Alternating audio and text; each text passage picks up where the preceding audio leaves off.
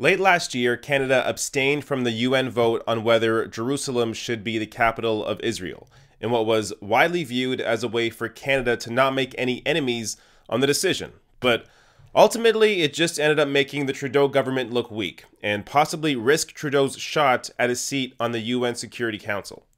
But for all my criticisms of Trudeau, abstaining from that vote is at least better than what the Conservative Party is now promising. So this is what Andrew Scheer's Conservatives just posted on their website. Canada's Conservatives, led by Andrew Scheer, will recognize Jerusalem as Israel's capital when we form government in 2019. Canada's Conservatives have been, and always will be, a strong voice for Israel and the Canadian Jewish community. Israel is one of Canada's strongest allies, and a beacon of pluralism and democratic principles in a turbulent part of the world. Canada's Conservatives recognize the obvious fact that Israel, like every other sovereign nation, has a right to determine where its capital is located.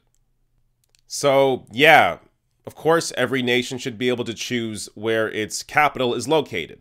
But the problem, of course, is that Jerusalem is at the heart of the conflict between Israel and Palestine. So, as Vice News reports, Palestinians want East Jerusalem, which was occupied by Israel following a conflict in 1967, as the capital of their future state, and have vigorously condemned moves by the US and a handful of its allies, mostly small Pacific Island nations, to recognize Jerusalem as Israel's capital.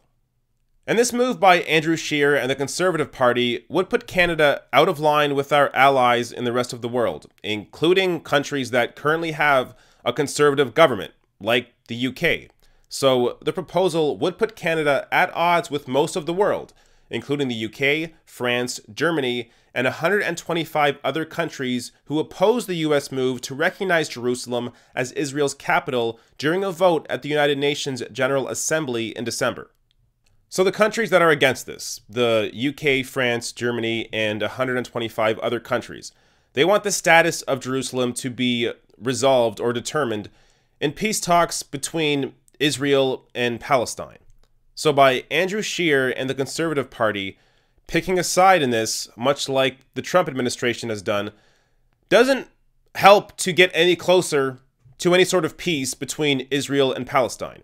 So to me, what Andrew Scheer is doing here is normalizing far-right ideology and lessen our peacekeeping role even further.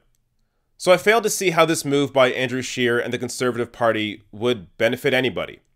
It just appears to be a dog whistle to their far-right base of voters. Hey, if you like this video, hit that subscribe button below and consider throwing me a few bucks on Patreon at patreon.com/therationalnational or therationalnational.com/join.